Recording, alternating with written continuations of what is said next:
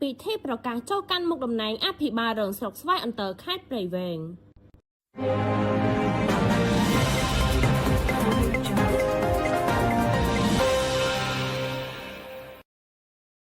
នារសៀលថ្ងៃទី15ខែមិថុនាឆ្នាំ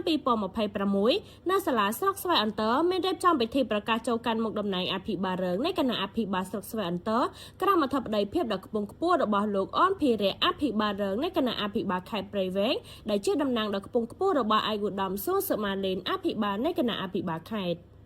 យោងតាមសេចក្តីប្រកាសមកតំណែងថ្មីត្រូវបានប្រកល់ជូនលោកស្រីណែតគុន្ធីឋានន្តរស័ក្តិនាយក្រមការថ្នាក់លេខ1អតីតអភិបាលរងនៃគណៈអភិបាលស្រុកពោធិ៍រៀងត្រូវបានផ្ទេរភារកិច្ចនិងប្រកាសឲ្យកាន់មុខតំណែងជាអភិបាលរងនៃគណៈអភិបាលស្រុកស្វាយអន្តរ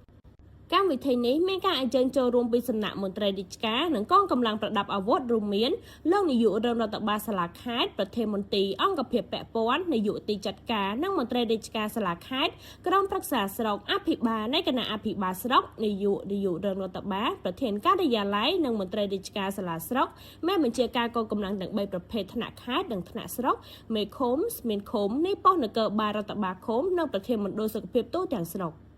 ពិធីនេះបានប្រព្រឹត្តទៅដោយរលូននិងស្របតាមនីតិវិធីរដ្ឋបាលដោយមានការបដិញ្ញាចិត្តពីសំណាក់ថ្នាក់ដឹកនាំដែលទើបតែតែងតាំងថ្មីក្នុងការបម្រើសេវាសាធារណៈនិងអភិវឌ្ឍមូលដ្ឋានឲ្យកាន់តែរីកចម្រើនបន្ថែមទៀត។